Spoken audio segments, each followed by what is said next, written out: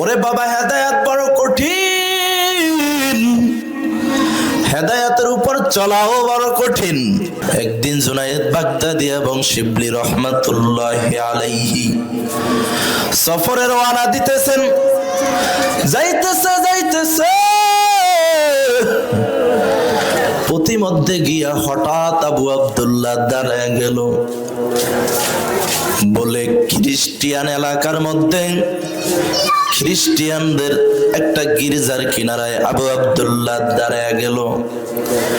এরকম ভাবে একটা নজর দিল ওই গির্জাটার দিকে। কিছুক্ষণ নজর দিয়া সামনে আবার অগ্রসর হয়ে গেল।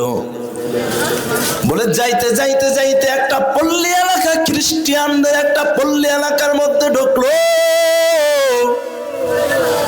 ওই এলাকার মধ্যে ঢুকে দেখতেছি খ্রিস্টিয়ানদের মেয়েরা, খ্রিস্টিয়ান মেয়েরা কূপ থেকে কলসি ভরে পানি নিয়ে রওনা দিছে বাড়িতে।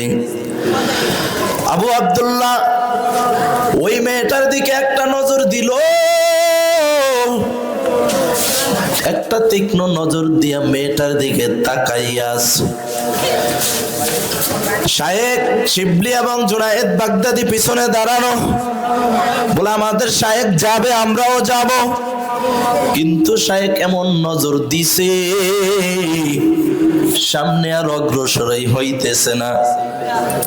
এখন গন্তব্য পাল্টায়া গেল। কিভাবে গন্তব্যে যাব? আমাদের শায়েখ তো দাঁড়াইয়া গেল। কিছুক্ষণ পর জুনায়েদ বাগদাদি বলে, শায়েখ চলেন, আমরা গন্তব্যে পৌঁছে যাব। আবু আব্দুল্লাহ বলে, জুনায়েদ তোমরা যাও, আমি যাব না। বলে, আমি ওই খ্রিস্টিয়ান মেয়েকে বিবাহ না করা পর্যন্ত এখান থেকে যাব না। বলেন নাউজুবিল্লাহ। বলে, জুনায়েদ শিবলি তোমরা চলে যাও, আমি যাব না। বলে, না শায়েখ, এটা হতে পারে না। ইরাকের বাগদাদে ফুরাত নদীর তীরে আপনার বড় খানকা, ওই খানকায় আপনার হাজার হাজার মুরিদ, আপনি এটা করতে পারেন না। শায়েখ আপনি আমাদের সাথে চলেন। বলে, না আমি যাব না। বলে, জুনায়েদ এবং শিবলি শায়েখের পা জড়ায় জড়ায় কান্না করে আর বলে, শায়েখ চলেন। এত পরিমাণ কান্না, ওখানে কান্নায় আকাশ পাতাল ভারী হয়ে গেল। কিন্তু শায়েখের মন একটা বারের জন্য নরম হয় না।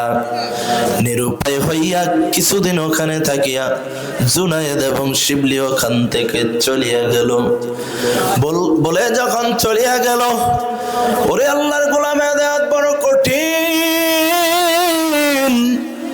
ওরে হেদায়েতের পথে চলার জন্য আমার আল্লাহর কাছে দোয়া করা লাগে, আর আল্লাহকে জানিয়ে দিবারে বাবা আল্লাহ মৃত্যু পর্যন্ত হেদায়েতের পথে রাখেন। ঈমান নিয়ে যেন কবরে যাইতে পারি, তার উপর চলার তৌফিক দান করেন। মাইদুর মজবুর হয় সৈয়দ আলম,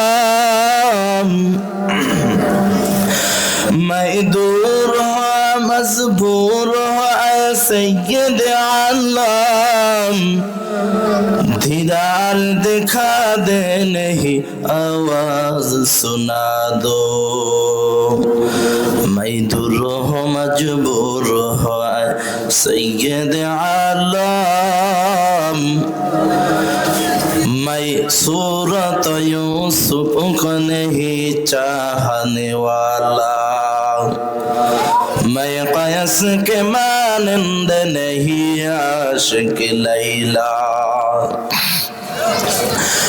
मैं आशिक मौला हो मेरा इश्क दीवाना,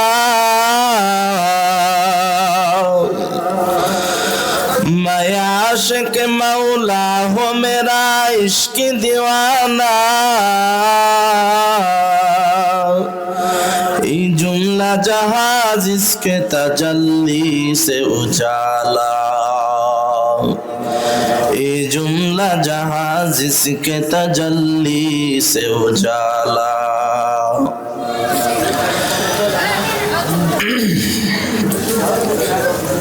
ধরণীখাল দালালকান্দি মোনেজা খাতুন নুরানি ও হাফিজিয়া মাদ্রাসার উদ্যোগে 3 দিন ব্যাপী তাফসীরুল কোরআন মাহফিলের আজ শেষতম রজনী।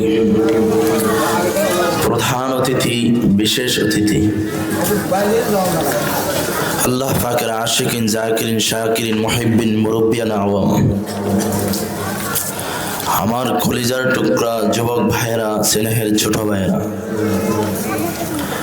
পর্দার আড়ালে অবস্থানরত পর্দানিশী মা ও বোনেরা, আল্লাহ পাকের দরবারে অসংখ্য অগণিত শুকরিয়া জ্ঞাপন করছি যে মহান রব্বুল আলামিন আমাদেরকে পেতনাময় জামানায় বিভিন্ন পেতনা পাসাদ থেকে মুক্ত করিয়া দয়াময় আল্লাহ অত্যন্ত দয়া করে, মুহাব্বত করে, ভালোবেসে এই দ্বীনি মজলিসে, জান্নাতের বাগানে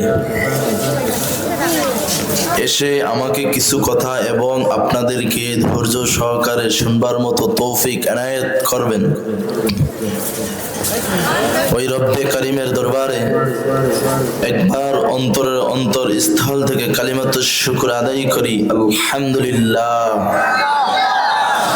আরো শুকরিয়া ওই রবের দরবারে আদায় করি যিনি আমাদেরকে সুস্থতার নিয়ামত দিয়ে হায়াতের শুরু থেকে এখন পর্যন্ত বাঁচিয়ে রাখছেন। বান্দার হাত একটা নিয়ামত, যার নাই সে বোঝে কি অবস্থা। বান্দার চোখ দুইটা নিয়ামত, একটা না থাকলে বোঝে যে কি অবস্থা ওই চোখে। বান্দার পা দুইটা নিয়ামত, যার এক পা নাই সে বোঝে দুনিয়া তার জন্য কত কঠিন। বান্দার ব্রেন, যেটা দিয়ে ভালো মন্দ যাচাই বাছাই করে, ওই ব্রেনের মতো নিয়ামত আল্লাহ তাআলা আমাদেরকে দিয়েছেন এবং ভালো রেখেছেন। ভালো মন্দ আমরা বুঝি, যাচাই বাছাই করতে পারি। যার নাই সে বোঝে রাস্তায় পাগলের বেশে হাঁটতে হয় ব্রেন যদি আউলাইয়া যায়। তো সব কিছু নিয়ামত আল্লাহ তাআলা আমাদেরকে দিয়েছেন। এজন্য আমরা আরেকবার উচ্চ আওয়াজে কালিমাতুশ শুকর আদায় করি, আলহামদুলিল্লাহ। আরো জোরে বলি, আলহামদুলিল্লাহ। আমি আপনাদের সম্মুখে কালামে পাখের থেকে 2খানা আয়াত এবং রসুলের অগণিত হাদিস থেকে 2খানা হাদিস শরীফ পাঠ করেছি। আল্লাহ তাআলা যদি তৌফিক এনায়েত করে এর উপর কিছু আলোকপাত করব ইনশাআল্লাহ তাআলা। আপনারা ধৈর্য সহকারে শুনবেন তো? কারা কারা শুনবেন? 2টা হাত উঠে দেখেন। নারায়ে তাকবীর, নারায়ে তাকবীর। আল্লাহ আমাদের প্রত্যেককে ধৈর্য সহকারে বসার তৌফিক দান করেন, বলেন আমিন। আমি আপনাদেরকে একটা প্রশ্ন করব, বলেন তো আমরা কিসের তৈরি? বলতে পারেন? আমরা সরাসরি কি মাটির তৈরি? সরাসরি মাটি দিয়ে বানাইছে আমাদেরকে? সরাসরি মাটি দিয়ে বানাই না। আমি আপনাদের সম্মুখে যে আয়াতখানা তেলাওয়াত করছি, আগে এরপর কিছু কথা বলবো। সরাসরি আমাদেরকে আল্লাহ তাআলা মাটি দিয়ে বানায় নাই, তবে আমরা একটা নফস থেকে সৃষ্টি। সেই নফসটা কি জানেন? সেই নফসটার নাম হইল বাবা আদম আলাইহিস সালাতু ওয়াস সালাম। আমরা সরাসরি মাটি থেকে না, তবে আমাদের ঘোড়া হলো মাটির, তার নাম হইল বাবা আদম আলাইহিস সালাতু ওয়াস সালাম। বাবা আদম আলাইহিস সালাতু ওয়াস সালামের মধ্যে আমরা জমিনের মধ্যে আগমন করেছি। আদম আলাইহিস সালাতু ওয়াস সালামকে আল্লাহ তাআলা স্বয়ং মাটি দিয়ে সৃষ্টি করেছেন। এই নদীর পাড়ের মুসলমান অনেকে আবার কৃষি কাজও করেন। আল্লাহ তাআলা আমাদেরকে সরাসরি মাটি দিয়ে বানাই নাই, তবে মাটির তৈরি কিন্তু আমরা। দেখেন কিভাবে। যারা কৃষি কাজ করেন তারা ভালো বুঝবেন। আমার বাবার উদর থেকে, আমার বাবার থেকে আমি আমার মায়ের গর্ভে গেছি। এক ফোঁটা নাপাক পানি থেকে আমি আপনি সৃষ্টি হয়েছি। বলে বাবার মধ্যে যে রক্ত, যে নাপাক পানিটা, ওইটাও একটা ভিটামিন। আর ওইটা সৃষ্টি হয় সরাসরি মাটি পদার্থ, যে খাবারটা, ওই খাবার খেয়েই বাবার শরীরের মধ্যে ওই নাপাক পানিটা জন্ম নেয়, রক্ত জন্ম নেয় বাবার শরীরের মধ্যে।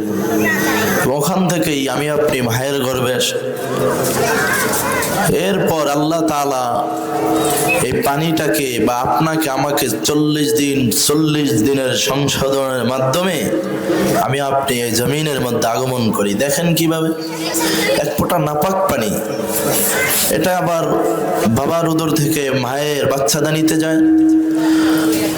ওখানে আল্লাহ তাআলা 40 দিন করে সংশোধন করেন। প্রথমে গোস্ত, তারপর হাড্ডি, তারপর আবার গোস্ত উপর দিয়ে, এরকম ভাবে সংশোধনের মাধ্যমে আপনি আমি জমিনের মধ্যে আগমন করেছি। তো আল্লাহ তাআলা আমাদেরকে জমিনের মধ্যে পাঠাইয়া ওই নাপাক পানির সঙ্গে আল্লাহ তাআলা বান্দা যেই কবরের মধ্যে শায়িত হবেন, ওই কবরের এক টুকরা মাটি ওই নাপাক পানির সাথে আল্লাহ তাআলা মিশ্রিত করে দেন। এখন বলতে পারেন, হুজুর আমরা নদী এলাকার মানুষ, অনেকে তো নদীতে পড়ে মারা যায়, অনেকে আগুনে পড়ে মারা যায়, অনেকে বিভিন্ন রকম ভাবে মৃত্যুবরণ করে। তো যে নদীর মধ্যে পড়ে মারা যায়, দেখেন আল্লাহ বলছেন যেখানে বান্দার কবর হবে সেখানের মাটিটাই বান্দার ওই নাপাক পানির সাথে মিশ্রিত করে দিবে। তো কেউ নদীর মধ্যে পড়ে মারা যায়, তার তো আর কবরই হবে কিভাবে? অনেকে খুঁজিয়েই পাওয়া যায় না। তো আল্লাহ কিন্তু জানে বান্দার কবরটা কোন জায়গায় হবে। ওইখান থেকেই ফেরেশতাদেরকে বলে যে ওই জায়গার মাটি নিয়ে বান্দার ওই পানির সাথে মিশ্রিত করে দাও। বলে যে নদীর মধ্যে পড়ে মারা যাবে তার কবর কি হবে? বলে বান্দার পিছন বরাবর যে একটা হাড় আছে দেখবেন আমাদের পিছনে, ওইখানে একটা গোটা আছে। যে নদীতে পড়ে মারা যাবে তার মাংসগুলা নষ্ট হয়ে যাবে, হাড্ডি নষ্ট হয়ে যাবে, কিন্তু ওই মার্বেলের মতো ওই গোটাটা নষ্ট হবে না। বলে ওইটা যে জায়গায় গিয়া পড়বে ওখানেই বান্দার কবর হবে। যেরকম সুবহানাল্লাহ। তো আল্লাহ এটা জানে যে বান্দার কবর কোথায় হবে, তো ওই জায়গার মাটিটাই আল্লাহ তাআলা মিশ্রিত করে। তো দেখেন এত কষ্ট, এত কিছু করিয়া আল্লাহ তাআলা বান্দাকে বানাইছে, আদম আলাইহিস সালাতু ওয়াস সালামকে বানাইছে। বানানোর পর এবার বলে, হে আমার ফেরেশতারা ফাসজুদু, সিজদা করো আদম আলাইহিস সালাতু ওয়াস সালামকে। বলে আমার সাথে কি একমত? বলে হ্যাঁ আল্লাহ আমরা একমত। তবে একটাই কয় না, আমি সিজদা করব না। কেন করবি না? কয় আল্লাহ আদমকে আপনি মাটি দ্বারা বানাইছেন, আর আমাকে বানাইছেন আগুন দ্বারা, আমাকে বানাইছেন নূর দ্বারা, আমি কেন আদমকে সিজদা করতে যাব? মাটি তো, মাটির হালত সব সময় নিচের দিকেই থাকবে, আমি তো হলাম উপরের দিকে, আমার সবকিছু উপরের দিকে যাবে। বলে যেখানেই যাও না কেন তুমি আদমকে সিজদা করতেই হবে। এখন আল্লাহ কয় যুক্তি মুক্তি যাই দিছো, মোটামুটি খারাপ দাও নাই, তোমার যুক্তি ঠিক আছে, যুক্তিসঙ্গত কথা বলছো, যুক্তির বাইরে কথা বলো না। তবে হে ইবলিস শোন, তুই যুক্তি দেওয়ার যাই করো না কেন, মালিকের কাছে কোনো গোলামের যুক্তি খাটবে না। মালিক যখন যা আদেশ করবে গোলাম তাই পালন করতে হবে, এটা ফরজ হয়ে যাবে গোলামের জন্য। গোলাম তাই পালন করতেই হবে। যেরকম কথা ঠিক কিনা? মালিক যা বলে গোলাম তাই করতে হবে, যুক্তি মুক্তি যাই দাও কোনো কাজ হবে না। অস্বীকৃতি জানাইছে, আল্লাহ বলে পাকরুজ, বের হয়ে যা। বের হয়ে গেল। দেখেন মাটির তৈরি মানুষ, আগুনের তৈরি জিন, নূরের তৈরি ফেরেশতা। আল্লাহ তাআলা কালামে পাকের মধ্যে বলছেন ওয়ালাকাদ কাল্লামনা বানি আদম, সমস্ত সব মাখলুকাতের মধ্যে আমি আল্লাহ বনি আদমকে শ্রেষ্ঠত্ব দান করলাম। সমস্ত সব মাখলুকাতের মধ্যে কাদেরকে শ্রেষ্ঠত্ব দিয়েছে? কথা বললেন, কাদেরকে? বনি আদমকে। আদম আলাইহিস সালাতু ওয়াস সালাম, বনি আদম যারা মানুষ, তাদেরকে আল্লাহ শ্রেষ্ঠত্ব দান করেছে। মর্যাদার দিক দিয়ে আল্লাহর কাছে সম্মানের দিক দিয়ে বনি আদম। এখন আগুনের তৈরি জিন, নূরের তৈরি ফেরেশতা আর মাটির তৈরি মানুষ, তিনটার মধ্যে কোনটা বেশি শ্রেষ্ঠত্ব মর্যাদা বেশি কার? কাদের? বনি আদমের, তাই তো? এখন একদল ঘুরে পেছে বলবে যে আমার নবী নূরের তৈরি, একদল বলবে আমার নবী আগুনের তৈরি। মুসলমান সাধারণ মানুষের কাছে প্রশ্ন রাখলাম, এখন আপনারাই বলেন, আল্লাহ কালামের মধ্যে বলছে সমস্ত মাখলুকাতের মধ্যে মাটির তৈরি মানুষের মর্যাদাও আল্লাহর কাছে বেশি, আল্লাহর কাছে মাটির তৈরি মানুষের শ্রেষ্ঠত্ব আল্লাহ তাআলা বেশি দিয়েছেন, মর্যাদা বেশি দিয়েছেন। তাইলে আমার নবী যদি মাটির তৈরি হয় তাহলে কি অপরাধ আছে? অপরাধ আছে? হ্যাঁ? তো তুমি কেন বটগাছ তলায় বইসা ল্যাংটা বাবার সুরুত ধইরা তুমি কেন বলো আমার নবী মাটির তৈরি না, আমার নবী অমুক তৈরি, সেটার তৈরি, ওটার তৈরি, এগুলা কেন বলার দরকার?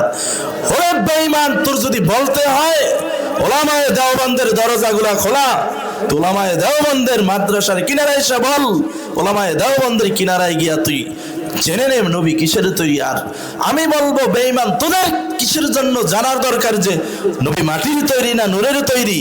ওরা জানবে তো সেই যে নবীর সুন্নতের পাবন্দি হবে, যে নবীর সুন্নত পালন করবে, যে নবীর আদর্শ পালন করবে, সেই তো জানার চেষ্টা করবে। বেঈমান, তোদের জন্য তো কোনো জানার প্রয়োজন নেই।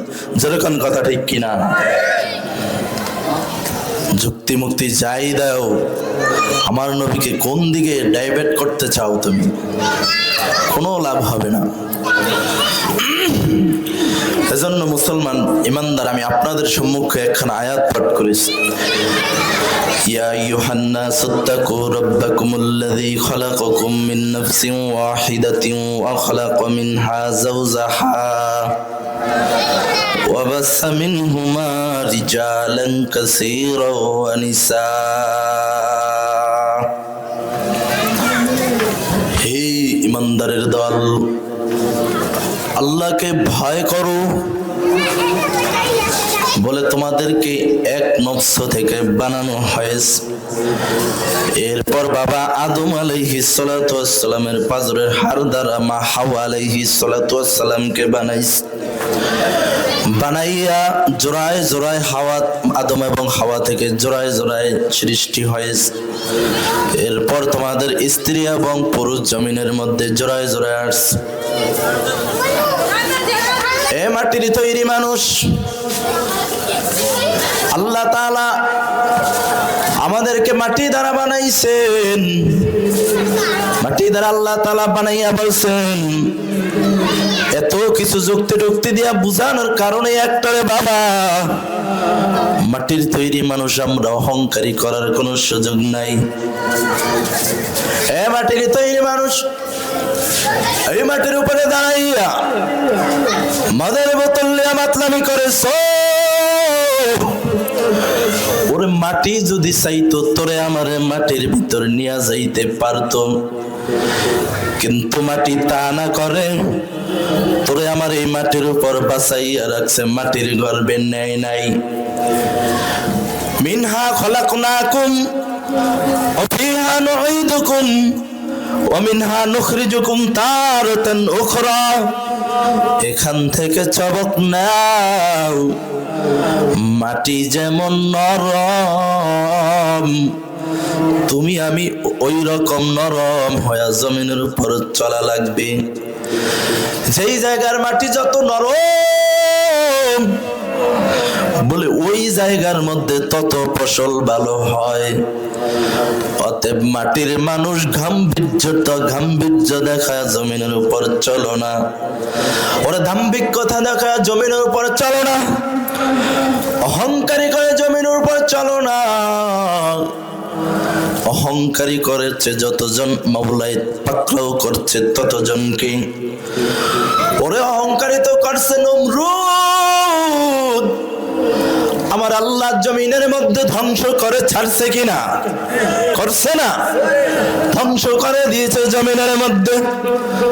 অতএব অহংকারী করার কোনো সুযোগ নেই রে মাটির মানুষ। মাটির মতো নরম হয়ে চলো, অহংকারী করে জমিনের মধ্যে চলো না। ওরে বাবা, হেদায়েত বড় কঠিন, হেদায়েতের উপর চলাও বড় কঠিন। এমন এক জামানার মধ্যে এসে গেলাম, ওরে কোন কথা থেকে কোন কথায় ঈমান চলিয়া যায় বলা যায় না। ওরে কেউ মৃত্যুমুখী হইয়াও এমন কথা বলে মুখ দ্বারা, বলে বেঈমান হইয়া কবরে যাওয়া লাগে, জোরে কোন কথা ঠিক কিনা? আর যদি মৃত্যুপথের যাত্রী হইয়া বেঈমান হইয়া যাও, বলে সঙ্গে সঙ্গে জাহান্নাম ছাড়া কোনো উপায় নাই। নাউজুবিল্লাহ। এজন্য বাবা, হেদায়েত বড় কঠিন, হেদায়েতের উপর চলাও বাবা বড় কঠিন। জুনায়েদ বাগদাদি নাম শুনছি না? প্রত্যেকেই তো নাম শুনছি। জুনায়েদ বাগদাদি শেখ শিবলি রহমাতুল্লাহি আলাইহি, এদেরও পীর, এদেরও উস্তাদ আবু আব্দুল্লাহ আন্দলুসি রহমাতুল্লাহি আলাইহি বলে 30,000 হাদিসের হাফেজ, 40,000-এর বেশিরও মুরিদ, কোরআনের হাফেজ। একদিন জুনায়েদ বাগদাদি এবং শিবলি রহমাতুল্লাহি আলাইহি সফরে রওনা দিতেছেন, যাইতেছে প্রতিমধ্যে গিয়া হঠাৎ আবু আব্দুল্লাহ দাঁড়ায় গেল। বলে খ্রিস্টিয়ান এলাকার মধ্যে খ্রিস্টিয়ানদের একটা গির্জার কিনারায় আবু আব্দুল্লাহ দাঁড়ায় গেল। এরকম ভাবে একটা নজর দিল ওই গির্জাটার দিকে, কিছুক্ষণ নজর দিয়া সামনে আবার অগ্রসর হয়ে গেল। বলে যাইতে একটা পল্লী এলাকা, খ্রিস্টিয়ানদের একটা পল্লী এলাকার মধ্যে ঢুকলো। ওই এলাকার মধ্যে ঢুকে দেখতেছি খ্রিস্টিয়ানদের মেয়েরা, খ্রিস্টিয়ান মেয়েরা কূপ থেকে কলসি ভরে পানি নিয়ে রওনা দিছে বাড়িতে। আবু আব্দুল্লাহ ওই মেয়েটার দিকে একটা নজর দিল, একটা তীক্ষ্ণ নজর দিয়া মেয়েটার দিকে তাকাইয়া শায়েখ শিবলি এবং জুনায়েদ বাগদাদি পিছনে দাঁড়ানো। বলে আমাদের শায়েখ যাবে, আমরাও যাব। কিন্তু শায়েখ এমন নজর দিছে, সামনে আর অগ্রসরই হইতেছে না। এখন গন্তব্য পাল্টায়া গেল, কিভাবে গন্তব্যে যাব? আমাদের শায়েখ তো দাঁড়াইয়া গেল। কিছুক্ষণ পর জুনায়েদ বাগদাদি বলে, শায়েখ চলেন, আমরা গন্তব্যে পৌঁছে যাব। আবু আব্দুল্লাহ বলে, জুনায়েদ তোমরা যাও, আমি যাব না। বলে আমি ওই খ্রিস্টিয়ান মেয়েকে বিবাহ না করা পর্যন্ত এখান থেকে যাব না। বলেন নাউজুবিল্লাহ। বলে জুনায়েদ শিবলি তোমরা চলে যাও, আমি যাব না। বলে না শায়েখ, এটা হতে পারে না। ইরাকের বাগদাদে পুরাত নদীর তীরে আপনার বড় খানকা, ওই খানকায় আপনার হাজার হাজার মুরিদ, আপনি এটা করতে পারেন না। শায়েখ আপনি আমাদের সাথে চলেন। বলে না আমি যাব না। বলে জুনায়েদ এবং শিবলি শায়েখে পা জয়া জয়া কান্না করে আর বলে, শায়েখ চলেন। এত এত পরিমাণ কান্না, ওখানে কান্নায় আকাশ পাতাল ভারী হয়ে গেল। কিন্তু শায়েখের মন একটা বারের জন্য নরম হয় না। নিরুপায় হইয়া কিছুদিন ওখানে থাকিয়া জুনায়েদ এবং শিবলি ওখান থেকে চলিয়া গেল। বলে যখন চলিয়া গেল, ওরে আল্লাহর গোলাম, হেদায়েত বড় কঠিন। ওরে হেদায়েতের পথে চলার জন্য আমার আল্লাহর কাছে দোয়া করা লাগে, আর আল্লাহকে জানিয়ে দিবারে বাবা। আল্লাহ মৃত্যু পর্যন্ত হেদায়েতের পথে রাখেন, ঈমান নিয়ে যেন কবরে যাইতে পারি, তার উপর চলার তৌফিক দান করেন। ওরে বাবা, আমার নবী আবু জাহেলকে দিনের পথে দাওয়াত দেয়। আমার নবীর কথা আবু জেহেল একটা বারের জন্য শুনে না। কিন্তু আল্লাহর আরেক গোলাম, যার নাম হযরতে ওমর রাদিয়াল্লাহু তাআলা আনহু, আবু জেহেল আমার নবীর কথা শুনে না। আর নবী দোয়া করে, আল্লাহ ওমরকে আপনি হেদায়েতের পথে নিয়ে আসেন। ওমর আমার নবীর গর্দান আনার জন্য যাইতেছে, প্রতিমধ্যে গিয়া উল্টা পাল্টা খবর শুনে, মুহাম্মাদের গর্দান তো আনবা পড়ে, আগে তোমার ঘরের মধ্যে বোন আর ভগ্নিপতির খবর নাও। ওরে তোমার বোন আর ভগ্নিপতি মুহাম্মাদের ধর্ম গ্রহণ করেছে, তোমার বোন আর ভগ্নিপতির খবর নেয়া দেখো। বলে মুহাম্মাদের দরবারে যাওয়া তো দূরের কথা, ওখানের পথই ছাড়িয়ে দিল। এবার দৌড়াইতেছে বোন আর ভগ্নিপতির ঘরের দিকে। দরজায় গিয়া বাসার মধ্য থেকে কি যেন গুনগুন করে আওয়াজ শুনতেছে। আমার ডাক দেয়া কয়, বোন দরজা খোলো। ওমরের কণ্ঠ পাইয়া ভয়ে থর থর করে কাঁপতে লাগলো, না জানি আজকে কি হয়ে যাবে। ওমর বলে, বোন দরজা খোলো। দরজা খোলে না। ওমর তলোয়ার দিয়ে আঘাত করে দরজা খুলে নিল। দেখে বোন কি যেন একটা পড়তেছে। বলে, বোন তুই কি পড়ো? বলে, আল্লাহর কালাম। ওই কালামের তেলাওয়াত ওমরের কানে গিয়া লাগছে। আমার আল্লাহ চাবি ঘুরাইয়া দিছেন, হেদায়েতের চাবি ঘুরাইয়া ওমর হেদায়েতের পথে চলে আসবে। বলে, বোন প্রতিমধ্যে শুনলাম তুই নাকি মুহাম্মাদের ধর্ম গ্রহণ করছো। বলে, হ্যাঁ আমি মুহাম্মাদের ধর্ম গ্রহণ করছি। বলে, বোন ধর্ম ছেড়ে দে, মুহাম্মাদের ধর্ম ছেড়ে দে। বলে, না রে ভাই ছাড়বো না। বলে, অবস্থা তো ভালো হবে না। বলে, ভাই কি করবা তুমি করো, তবে আমি মুহাম্মাদের ধর্ম ছাড়তে পারবো না। মারবা কাটবা যাই করবা, এক মুহূর্তের জন্য মুহাম্মাদের ধর্ম ছাড়বো না। বলে, ও মা তরবারে দিয়া বোনের নরম শরীরের মধ্যে আঘাত করে দিল। টপ টপ করে রক্তগুলো জমিনের মধ্যে পড়ে। বোন কান্নার সুরে ডাক দিয়া বলে, রে ভাই, আমার মা যদি আজ এই জমিনে থাকতো, তুই আমার আঘাত করো, আমার মা ঈশা আমার ধরতো। আমার বাবা থাকলে তুই আমার এইভাবে আঘাত করো, আমার বাবা ঈশা আমাকে ধরতো। ও ভাই, আমার মা আমার বাবা জমিনে নাই, তুই আর আমাকে এইভাবে আঘাত করো না রে ভাই, সহ্য করতে পারি না। ওমরের মনটা নরম হয়ে গেল। বলে, বোন ওইটা কিসের তেলাওয়াত করলা? বলে, বাইরে ওটা কালামের তেলাওয়াত করছি। বলে, কালামের তেলাওয়াত করছো, ওইটা আমাকে একটু দেও রে বোন। বলে, না ভাই তোমাকে দেওয়া যাবে না। তবে হ্যাঁ দেওয়া যাবে, তুমি ঈমান আনো, পবিত্র হও, তারপরেই তোমাকে দেওয়া যাবে।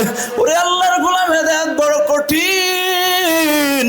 আবু আব্দুল্লাহ ওখান থেকে এবার গিয়া হাঁটি হাঁটি পা পা করে খ্রিস্টিয়ান মেয়ের বাবার কাছে গেল। গিয়া বলে, এই খ্রিস্টিয়ান মেয়ের বাবা, তোমার মেয়েকে আমার কাছে বিবাহ দাও, আমি তোমার মেয়েকে বিবাহ করব। বলে, তুমি তো মদিনাওয়ালা নবীর উম্মত। বলে, হ্যাঁ আমি মদিনাওয়ালা নবীর উম্মত। বলে, তোমার মাথায় লম্বা পাগড়ি? বলে, হ্যাঁ। বলে, তোমার গায়ের মধ্যে বড় লম্বা জুব্বা আছে?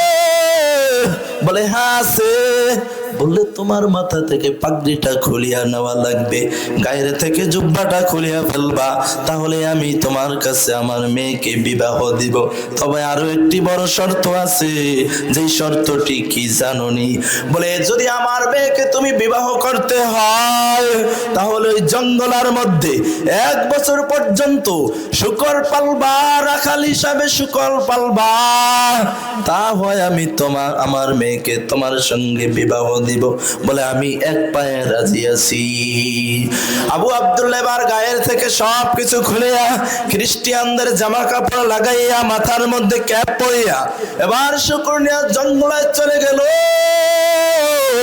জঙ্গলায় গিয়ে আবু আব্দুল্লাহ শুকর পালতেছে।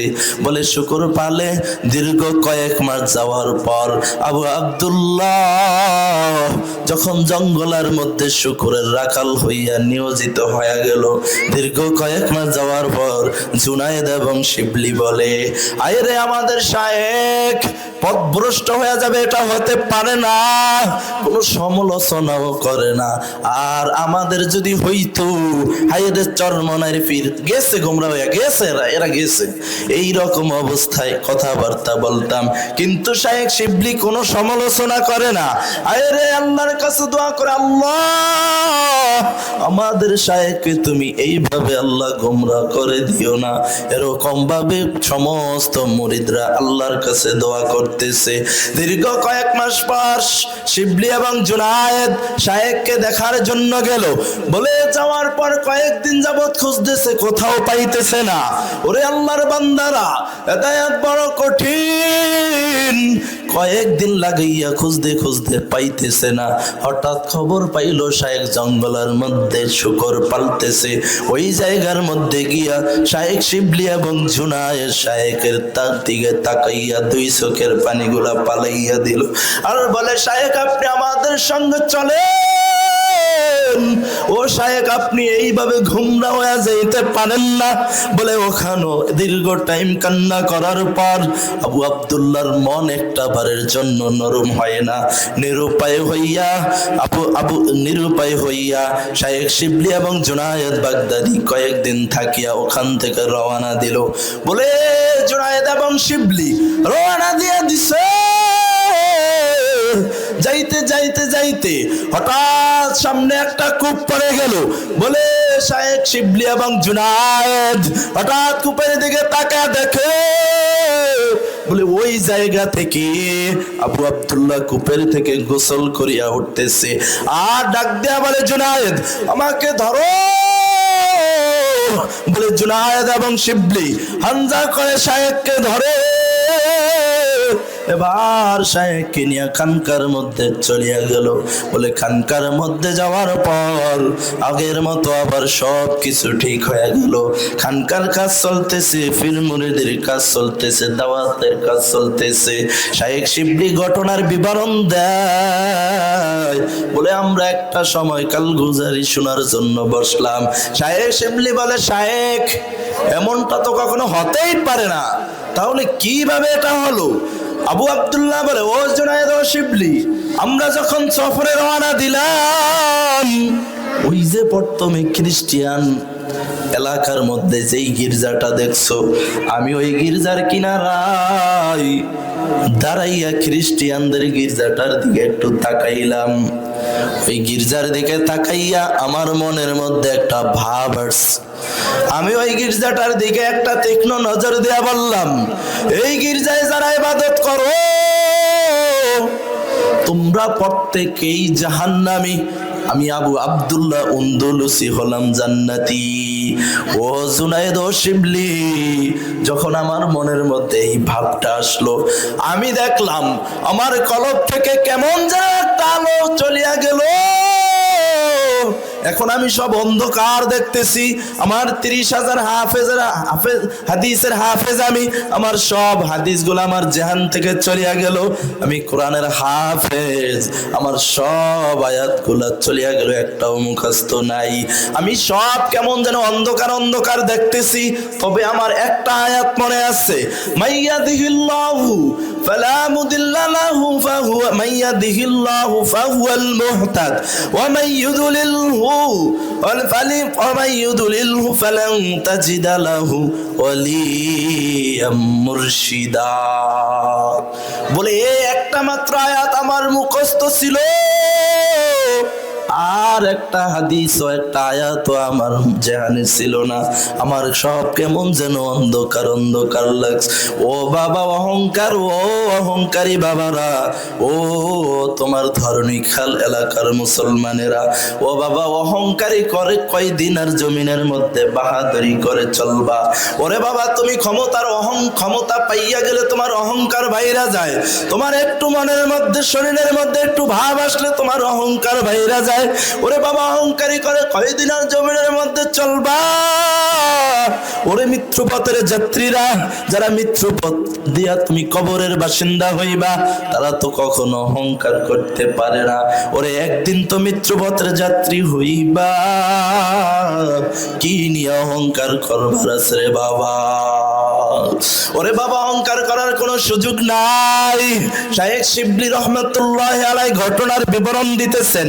বলে একটা পর্যায়ে আমাদের শায়েখ তো আর ওই মেয়েটাকে বিবাহ করতে পারলই না।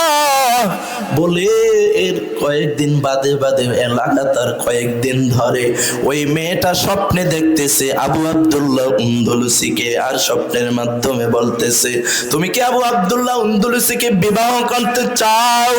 ওই যুবক তোমাকে বিবাহ করতে চায়। বলে এরকম ভাবে লাগাতার কয়েকদিন স্বপ্নে যখন দেখলো, মেয়েটা বলে একদিন স্বপ্নের মধ্যেই মেয়েটা বলে ফেললো তুমি আমাকে ঠিকানা দাও, আমি ওই ঠিকানায় যাব, আমি ওই ঠিকানায় গিয়া আবু আব্দুল্লাহ উন্দুলুসিকে বিবাহ করব। বলে স্বপ্নের মধ্যে যখন ঠিকানাটা পাইল, এই মেয়েটা ওই ইরাকের ফোরাত নদীর কিনারায় চলিয়া গেল। ওখানে যাওয়ার পর শায়েখের কাছে খবর আসছে, শায়েখ অমুক দেশ থেকে আপনার কাছে একটা মেয়ে আসছে, বলে পর্দা মেনটেন করে জায়গা করে দাও। বলে ঠিক মতো পর্দা মেনটেন করে যখন জায়গা করে দিল, আবু আব্দুল্লাহ উন্দুলুসির হাতে বায়াত হইল। এখন মেয়েটার কথা হলো, ও শায়েখ আপনি আমাকে বিবাহ করা লাগবে। বলে আবু আব্দুল্লাহ উন্দুলুসি বিবাহ করে ফেলল। এখন মেয়েটাকে আমল দিয়া দিল, খানকার মধ্যে থাকে আর আমল করে। বলে শায়েখ শিবলি ঘটনার বিবরণ দিয়া বলেন, মেয়েটা ওই খানকার মধ্যে কয়েকদিন থাকার পর ওই মেয়েটাই ওখানে অসুস্থতা হয়ে মৃত্যুবরণ করছে। বলে এর কিছুদিন পরেই আমাদের শায়েখও মৃত্যুবরণ করেছে। বলে আমাদের শায়েখ যখন মৃত্যুবরণ করলো, শায়েখ শিবলি বলে আমি একদিন স্বপ্নের মধ্যে দেখতেছি আমাদের শায়েখ আর ওই মেয়েটা জান্নাতের মধ্যে বিচরণ করতেছে। যেরকম সুবহানাল্লাহ। ও মুসলমান কি বোঝাইতে চাইলাম জানো? অহংকার করা যাবে না রে বাবা। আমি এরপরে আরেকটি আয়াত নিছি, ইন্নাল্লাযিনা আমানু ওয়া আমিলুস সলিহাত কানাত লাহুম জান্নাতুল ফিরদাউসি নুজুলা। এই আয়াতের উপর কিছু কথা বলে ছেড়ে দিব রে বাবা। ওরে বাবা অহংকারও করবা না, জমিনের মধ্যে নরম ভাব নিয়ে চলবা, ইমানটাকে মজবুত করবা। মজবুত ইমান নিয়ে যদি ওই কবরের বাসিন্দা হইতে পারো, আর আমল করবা, আমলগুলা নেক আমল হইতে হবে। বলে বদ আমলের দ্বারা জান্নাত পাইবা না। বলে নেক আমল করবা, ইমান আনিয়া নেক আমল যদি করতে পারো, আমার আল্লাহ ওয়াদা করছে প্রত্যেকে আল্লাহ তাআলা জান্নাতুল ফিরদাউসের বাসিন্দা বানাবেন। যেরকম সুবহানাল্লাহ, আর জোরে সুবহানাল্লাহ। তাইলে আল্লাহ কি বলছে? ইমানটাকে আনতে হবে। তাও কেমন ইমান? দুর্বল ইমান বাবা, দুর্বল ইমান না, মজবুত ইমান ধারণ করতে হবে। সাহাবায়ে কেরাম যেরকম ইমান ধারণ করছে, ওই রকম ইমান তোমার আমার মধ্যে থাকা লাগবে। ওরে আজকে আমাদের ইমানের অবস্থা তো এমন, কারো ইমানের দাম 5 টাকা, কারো ইমানের দাম 10 টাকা, কারো ইমানের দাম 1000 টাকা, কারো ইমানের দাম 100 টাকা। ওরে রাস্তার মধ্যে যদি 5টা টাকা পড়ে থাকে, বান্দা বলে এই টাকাটা নেওয়া যাবে না, কার টাকা নিয়ে আবার বিপদের মধ্যে পড়ি। বলে 5-10 টাকার জায়গায় যদি 1000 টাকার একটা নোট পড়ে থাকে, বান্দা এদিক সেদিক তাকাইয়া কেউ দেখে কিনা ওই 1000 টাকার নোটটা পকেটের মধ্যে ভরে নেয়। জোরে কোন এমন মুসলমান আছে না নাই? আছে না নাই? ওরে আরেক ধরনের মুসলমান আছে, ইমানটা বড় দুর্বল, মজবুত ইমান ধারণ করতে পারে না। ওরে একই ঘরের মধ্যে তোমার একটা বোন, 2টা ভাই আছে, তুমি ভাই 2টা হইয়া বোনটাকে নিরুপায় পাইয়া তুমি বোনের সম্পদ গুলা মাইরা দিয়া খাও। বলে এরকম ভাই আমাদের জমিন আছে না নাই? আছে না নাই? বোনের সম্পদ মাইরা খায় না? খায় কিনা? ওরে যদি একটা ভাই দুর্বল হয়, তোমারে বাবা পড়ালেখা করাইছে, তুমি বড় সফল, বলে তুমি সফল হইয়া তোমার ওই দুর্বল ভাইয়ের সম্পদ গুলা মাইরা খাইছো। এরকম দুর্বল ইমানদার আছে না নাই? মুসলমান ইমানদার দুর্বল ইমান ধারণ করা যাবে না, মজবুত ইমানদার হইতে হবে। বনি ইসরাইলের একটা ঘটনা শোনাই বাবা তোমাদেরকে। বনি ইসরাইলের মধ্যে একটা নারী ছিল, নাম যার সারা। আল্লামা ইবনুল কাইয়ুম জাওজিয়া রাহমাতুল্লাহি আলাইহি ঘটনা দিতেছেন। এই নারীর নাম ছিল সারা। নারীর 7টা সন্তান ছিল, 7টা সন্তান নিয়ে নারী ছিল মুসলমান। বনি ইসরাইলের বাদশাটা ছিল বড় জালেম বাদশা, খ্রিস্টান বাদশা। বলে এই নাফরমান জালেম বাদশা ওই শহরের মধ্যে মুসলমান পাইলেই এই না হত্যা করে ফেলতো। খবর পাইয়া গেল ওই নারীর ব্যাপারে 7টা সন্তান সম্পর্কে। বলে এই 7টা সন্তান এবং মুসলমান নারীটাকে আমার দরবারে নিয়ে আসো। ওরে ধরে ধরে তার দরবারে নিয়ে আসা হলো। মহিলার 7টা সন্তানের মধ্যে বাদশা বড় সন্তানটাকে ডাক দেয়, এ তুই নাকি ঈমান আনছো? বলে হ্যাঁ। বলে ঈমান যদি আইনা থাকো তাহলে শুকরের গোশত খাওয়া লাগবে তোর। ওরে হারাম তোর খাওয়া লাগবে, শুকরের গোশত তুই খাইতে হবে। বড় সন্তানটা বলে না, মুসলমান যেই কলবের মধ্যে ঈমান ধারণ করবে ওই কলবের মধ্যে কখনো মুসলমান হারাম ঢুকাইতে পারে না। ও বাচ্চা, আমি কখনো শুকরের গোশত খাইব না।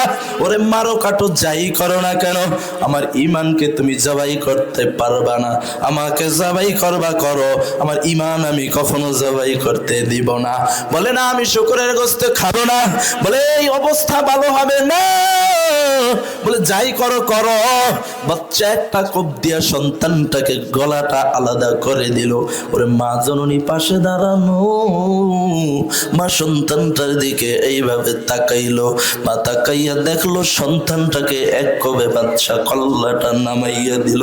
মার চোখের থেকে টপ টপ করে 2 ফোঁটা চোখের পানি মা ছাড়িয়ে দিল। বাচ্চা দ্বিতীয় সন্তানটাকে ডাক দেয়, এ তুই নাকি মেনে আনছো? বলে হ্যাঁ আনছি। বলে শুকরের গোশত খাও। বলে না বাচ্চা, কখনো খাইতে পারবো না। আমার দেহের মধ্যে যে ঈমান আছে ওই দেহের মধ্যে আবার শুকরের গোশত যাবে, এটা হতেই পারে না। বলে তোর বড় ভাইকে কিভাবে মারছি দেখছো নি? বলে হ্যাঁ দেখেছি বাদশা, তারপরও আমি ঈমান ছাড়তে রাজি না। বলে ছাড়বি না? তাহলে তোকেও মারা হবে। বলে তোকে তো এইভাবে মারা হবে না, তোকে একটু ভিন্ন ভাবে মারতে হবে। জল্লাদকে ডাক দেওয়া কয়, জল্লাদ আগুন জ্বালায়া দাও, ডেক বসাও, আগুনের উপরে তেল গরম দিতে থাকো। জল্লাদ ডেক বসাইয়া দিল, আগুন দেয়া তেলগুলা অত্যন্ত গরম করলো। বলে উত্তপ্ত গরম তেলের মধ্যে মায়ের সামনে সন্তানটাকে ওই তেলের মধ্যে পালাইয়া দিল।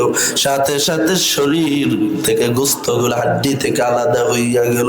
মা জননী দৃশ্যটা দেখা মা তার চোখের সামনে সন্তানকে এইভাবে হত্যা করতে দেখা মার চোখের পানি ধরে রাখতে পারলো না।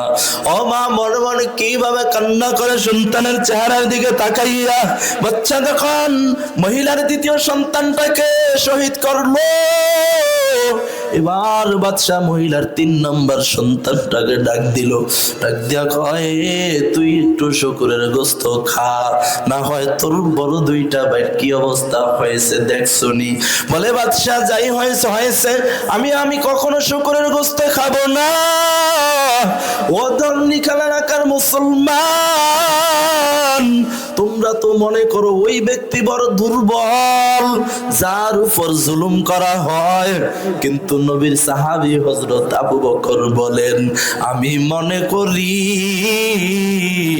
ওই ব্যক্তি বড় সফল যার উপর জুলুম করা হয়, আর যে জালেম সে হলো বড় দুর্বল। বাচ্চা বলে তুই একটু খা, বলে না আমি শুকরের গোস্ত খাইতে রাজি না। বলে তোর 2টা ভাইকে কিভাবে মেরেছি দেখছো? বলে যেইভাবে মারো দেখেছি। সন্তানটা একটু হেসে দিল। বাচ্চা কয় কি রে, ও কি আমার নির্বোধ ভাবছে? ওই হাসলো কেন আমার দেখা? তোর বড় ভাইকে 1 কোপে মারছি এই জন্য হাসছো? না, তোর 1 কোপে মারবো না। বাদশা জল্লাদকে জল্লাদ ছুরিটা আমার হাতে দাও। জল্লাদ যখন বাদশাকে ছুরিটা দিল, এবার বাদশা কি করে বাবা জানুনি? সন্তানের পায়ের থেকে চামড়া গুলা খালাইতেছে, খালাইতে খালাইতে খালাইতে যখন চেহারার চামড়াটা বাদশা উঠাইবে, মা জননী চেহারার দিকে তাকায় আছে। চেহারার চামড়াটা যখন বাদশা খালাইতেছে, হঠাৎ করে সন্তানটা অজ্ঞান হয়ে জমিনের মধ্যে পড়ে গেল। ওর মা চেহারার দিকে তাকাইয়া 2 চোখের পানিগুলা ছাড়িয়া দিল। কারণ মা তো এমন জাতি, ওরে নিজের সামনে তার সন্তানের কষ্ট হবে এটা মা চায় না। ওরে নদী পার এলাকার মুসলমান, তুমি আমিও জানি ওই মায়ের কত কষ্ট তোমার আমারে নিয়া। ওরে মা যদি বাবা ও জমিনে না থাকে, বলে সন্তান না খাইয়া থাকবে এটা মা চায় না। অন্যের ঘরে কাজ করে হলো সন্তানকে খাওয়ায়, যেরকম কথা ঠিক কিনা? বলে সন্তানের চেহারার চামড়া গুলা যখন উঠাইয়া নিল, সন্তানটা শহীদ হইয়া জমিন থেকে বিদায় নিয়ে গেল। এরকম ভাবে মহিলার এক একটা করে মহিলার 6টা সন্তানকে বাদশা শহীদ করে দিল। এবার 7 নম্বর সন্তানটাকে, একেবারে ছোট সন্তানটাকে ডাক দিল। ডাক দেয়া কয় তুই তো তোর ভাইদের মধ্যে 7 নম্বর সবার ছোট,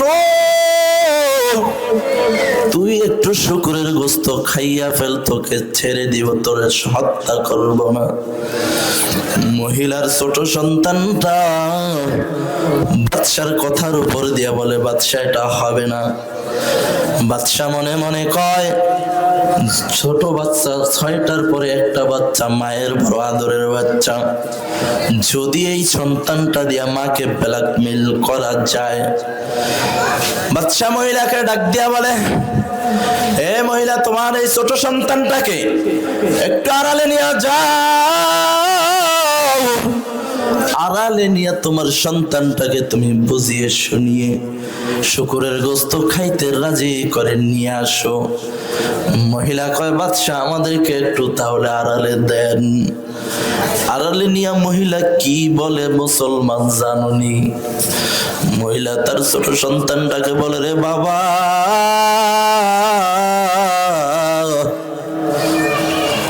তোর 6টা ভাইকে আমি জন্ম দিতে গিয়া যেই পরিমাণ কষ্ট আমি মানা করছি, ওরে বাবা তুই জমিনে যখন আসবি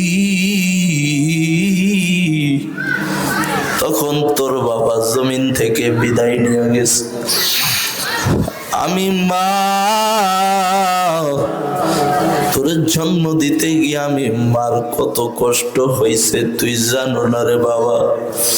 তোর 6টা ভাইকে জন্ম দিতে গিয়া যেই পরিমাণ কষ্ট না হয়েছে তার থেকে 4 ডাবল কষ্ট তোকে জন্ম দিতে গিয়া হয়েছে। আরে বাবা তুই জমিনে আসছো, এখন আমি মা খাবার পাবো কোথায়? আমি মানুষের ধারে ধারে গিয়া খাবার এই না তোরে খাওয়াইছি। ও সন্তানেরা, ও নদী এলাকার মানুষ শোনো,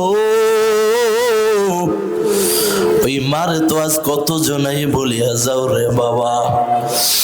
ওই মার জন্ম দিতে গিয়া কত কষ্ট তোমাকে আমাকে নিয়ে করেছে, ওই কষ্টটাও কি তুমি আর আমি মনে রাখিনি রে বাবা। আল্লাহর রাসূল সাল্লাল্লাহু আলাইহি ওয়াসাল্লামের দরবারে একটা লোক আসলো, অনারবি লোক। আয়েশা বলে, ইয়া রাসূলুল্লাহ, আমি আমার বাবা এবং মায়ের সাথে দুইজনের সাথে সৎ ব্যবহার, উত্তম ব্যবহারটা কার সাথে ভালো করব? আল্লাহর রাসূল বলে, তোমার মার সঙ্গে করবা। ওই লোকটা বলে, ইয়া রাসূলুল্লাহ, তারপরে কার সঙ্গে করব? দ্বিতীয়বারও বলে, তুমি তোমার মার সঙ্গে করবা। এরপরে লোকটা বলে, তারপরে কার সঙ্গে করব? তৃতীয়বারও বলে, তোমার মার সঙ্গে করবা। চতুর্থবার বলি, ইয়া রাসূলুল্লাহ, তারপর কার সাথে করব? চতুর্থবার বলে, তুমি তোমার বাবার সাথে সৎ আচরণ, ভালো আচরণ করবা। মুফাসসিরিনে কেরাম মায়ের কথা তিনবার উল্লেখ করছে রাসূল হাদিসের মধ্যে। মুফাসসিরিনে কেরাম মায়ের তিনটা গুরুত্বপূর্ণ সময়ের দিকে তাকাইয়া মুফাসসিরিনে কেরাম এই হাদিসের ব্যাখ্যা করেছেন। বলে, আমার তোমার মা আমারে তোমার নিয়া বড় মারাত্মক মারাত্মক তিনটা অবস্থার মধ্যে পতিত হয়েছে। এক নম্বর, যখন তুমি আর আমি মায়ের উদরে, মায়ের গর্ভের মধ্যে, আমার মা এবং আমার বাবা হঠাৎ দুপুরের খাবার খাইয়া একসাথে দাঁড়াইয়া দাঁড়াইয়া কথা বলতেছে। হঠাৎ মা জননী দাঁড়ানো থেকে ধরস করে বসে পড়ল। স্বামী ডাক দিয়া কয়, স্ত্রী আমার, কেন এভাবে বসে পড়ছো?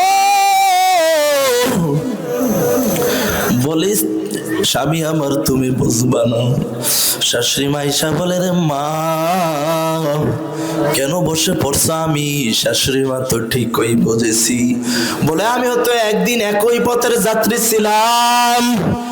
এ মা, আমিও তো তোমার মতো এই পথের যাত্রী ছিলাম। এরে মা, আমার আর বুঝার বাকি নাই। বলে মুফাসসিরিনে কেরাম দুই নাম্বার একটা অবস্থার কথা বর্ণনা করেন। যখন তুমি আমি জমিনের মধ্যে আসব, আমার মা জননী এত কষ্ট করেছে রে বাবা। ওরে মার, আমার মার আওয়াজ দুনিয়ার কোনো মানুষ শোনে নাই। কিন্তু তুমি আমি যখন জমিনের মধ্যে ভূমিষ্ঠ হব, আমার মা তো জোরে জোরে চিল্লাইতেছে। আশেপাশের মহিলারা, মানুষগুলা ছুটি আসতেছে। আর আমার মা জননী বলে, ও আমার শাশুড়ি মা, ও আমার মা, আমার স্বামীকে একটু কাছে দাও। ওরে বৈজ্ঞানিকরা বলে, বাবা, কোন মানুষের গায়ের মধ্যে যদি 45 থেকে 46 ডিগ্রি ব্যথা ওঠে, বলে ওই মানুষটার জমিনের মধ্যে থাকে না। কিন্তু বৈজ্ঞানিকরা বলেন, ওই মার শরীরের মধ্যে কত পার্সেন্ট ব্যথা সে জানোনি? বলে, মা তখন 55 থেকে 56% ডিগ্রির ব্যথায় মা তখন চটপট করে। ওরে আমার মার কণ্ঠের আওয়াজ আশেপাশের মানুষগুলো ছুটে আসে। স্বামীর হাতটা নেই, আমার স্বামী আমার, আমাকে আপনি মাফ করে দেন। আপনার ঘরে আইসা আমি আপনার ঠিক মতো খেদমত গুলাও করতে পারি নাই রে স্বামী। ও স্বামী, আসাত আসমান আমার উপর বোঝা হইয়া গেছে, আমি আর এখন সহ্য করতে পারি না রে স্বামী আমার। জীবনের মূল কষ্ট মায়ের প্রসব বেদনা, সাত আসমান সাত জমিন তখন মায়েরই মাথায়। আমার সুন্দর মুখ দেখে মায়ে আমার সুন্দর মুখ দেখে মায়ে ব্যথা যে দেয় হাসাইয়া। ও আমার প্রাণের মা, মা গো মা,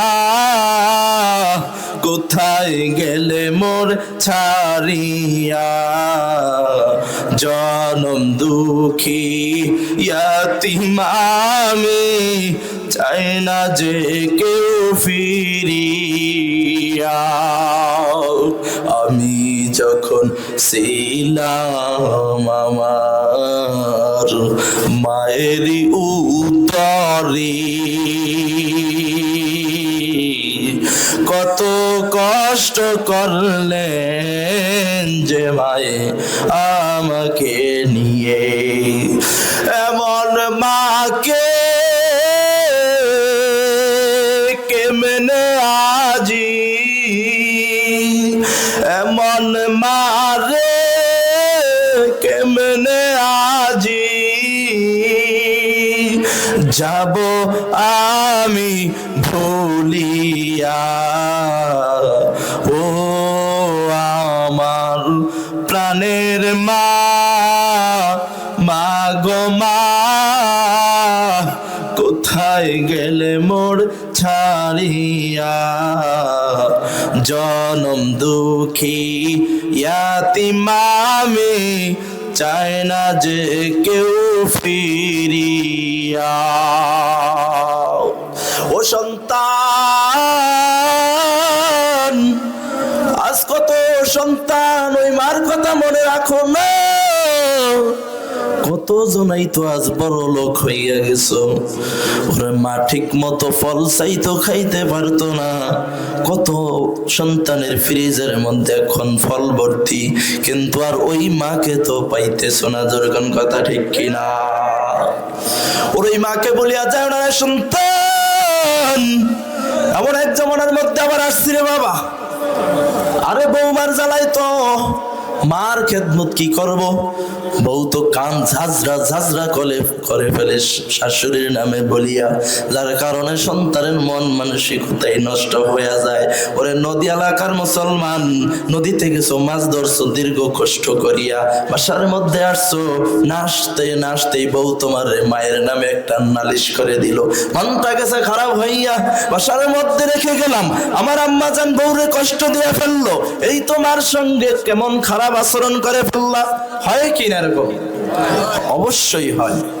ও বাবা, এগুলা করা যাবে না। মার সঙ্গে ভালো আচরণ করা লাগবে, সৎ আচরণ করা লাগবে।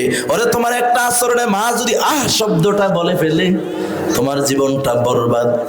অতএব এই সবগুলার দিকে খেয়াল করা লাগবে। খেয়াল করিয়া আল্লাহ তাআলা আমাদের প্রত্যেককে নেক আমল করিয়া পিতা মাতার হক সম্পূর্ণভাবে আদায় করিয়া আল্লাহ তাআলা আমাদেরকে অন্ধকার কবরে যাওয়ার তৌফিক দান করেন। বলেন আমিন। ওয়া আখির দাওয়ানা আলহামদুলিল্লাহি রাব্বিল আলামিন।